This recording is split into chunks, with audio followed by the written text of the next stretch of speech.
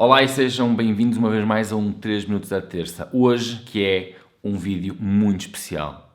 Em primeiro lugar porque hoje é quinta-feira e em segundo lugar porque este é o último vídeo do 3 minutos à terça, aquele que eu defini como sendo a primeira temporada. Mas eu vou já passar a dar uma breve explicação sobre isto. O tema do 3 minutos à terça de hoje é taper ou tapering.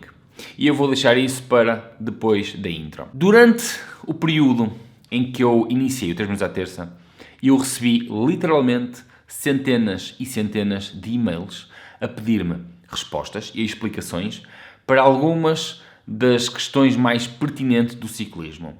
Mas eu desenhei o 3 minutos à terça de uma forma a que eu pudesse responder a uma grande maioria de praticantes. E foi isso que eu tentei levar do princípio ao fim.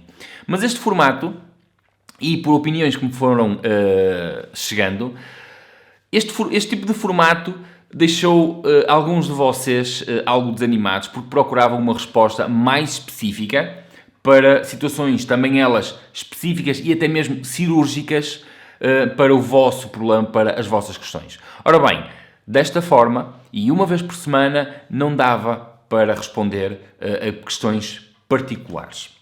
Mas eu percebi que o caminho do 3 minutos à terça é precisamente por aí. E daí eu ter decidido fazer o final da primeira temporada. E, portanto, fica já a saber que irá haver uma segunda ou até uma terceira temporada, mas a segunda temporada vem com um desenho completamente diferente.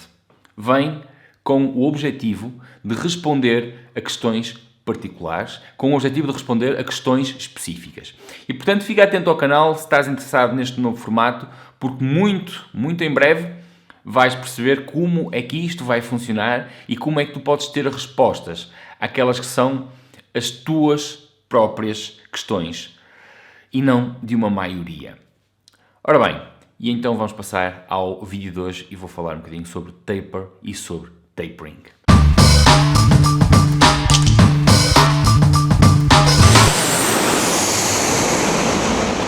Os últimos anos têm sido extremamente ricos em estudos do taper, que é o período que o atleta leva a recuperar para reverter o processo de fadiga acumulado pelo treino.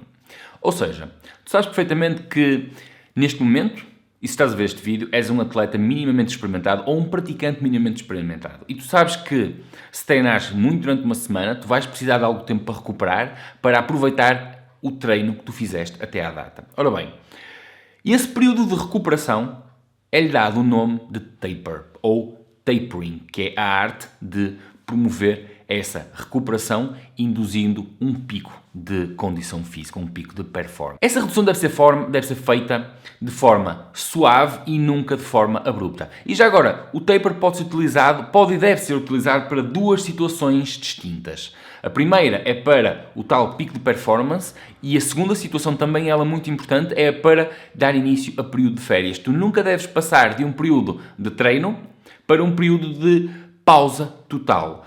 Para induzir um atleta de alta competição em férias, ou seja, total ausência de treino, deve ser também realizado um período de taper, porque estudos demonstram que as perdas de rendimento são muito significativas quando se passa de treino para zero. Mas passando então à progressividade, e até quanto é que se deve reduzir aquele que é o volume total de treino no seu máximo? Estudos dizem-nos que a redução deve andar alguns entre os 40% e os 70%, mas esses mesmos estudos também nos dizem que as melhores condições físicas são obtidas quando a redução está a alguns entre os 40% e os 60%. E eu sei que estou a falar aqui em margens muito grandes, 40% a 60% de redução do volume de treino, mas isto, como em tudo, é extremamente específico. E o taper tem que ser obrigatoriamente desenhado meticulosamente e cirurgicamente para este atleta, para aquela data, para aquele objetivo.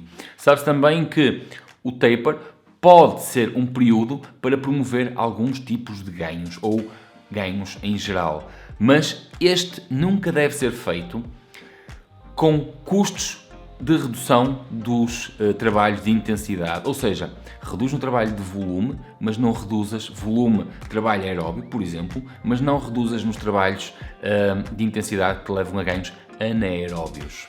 Existe ainda pouca literatura, embora comece a haver cada vez mais, mas A verdade é que toda ela leva no mesmo sentido, variando de atleta para atleta, de disciplina para disciplina. No caso do ciclismo, por exemplo, o taper de um atleta de ciclismo pode variar de 3 dias a 20, 25 dias.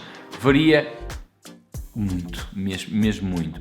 Como é que se sabe então se um atleta precisa de 3 dias ou se um atleta precisa, por exemplo, de 20 dias para estar totalmente recuperado? É preciso testar. Porque nós, atletas, eu não sou atleta, tu vais ser atleta, mas os atletas ainda não têm indicadores que nos indiquem quando eles estão totalmente preenchidos em termos de energia e de ganhos. É preciso também compreender que a recuperação do corpo não se realiza de forma sincronizada. As articulações precisam de estar totalmente recuperadas, os músculos desinflamados, as células carregadas de energia e saudáveis para se conseguir tirar a máxima performance daquilo que foi os ganhos do treino. Por isso já sabes, é fundamental que tu não te mates a treinar até ao dia da prova, senão vais chegar à prova completamente morto. E isto é o que se tem visto cada vez mais. Um dos dados de um tapering mal feito é tu chegares, por exemplo, à prova e ao fim de poucos quilómetros estás completamente vazio, independentemente da carga e das horas de treino que tu deixaste para trás. Por isso, a próxima vez que estiveres aproximado de uma prova, pensa bem no que vais fazer, pensa em descansar para realmente utilizar a tua condição física e obrigado por estares desse lado. Este foi o último 3 minutos à terça neste formato. Eu volto com 3 minutos à terça e da próxima, para te responder especificamente a ti que estás desse lado a ver e que tens aquela questão que tem de ser respondida só para ti, só para o teu tema. Fica atento, eu volto em breve. Entretanto, subscreve o canal, deixa as tuas questões e foi bom ter-te por aí. Obrigado.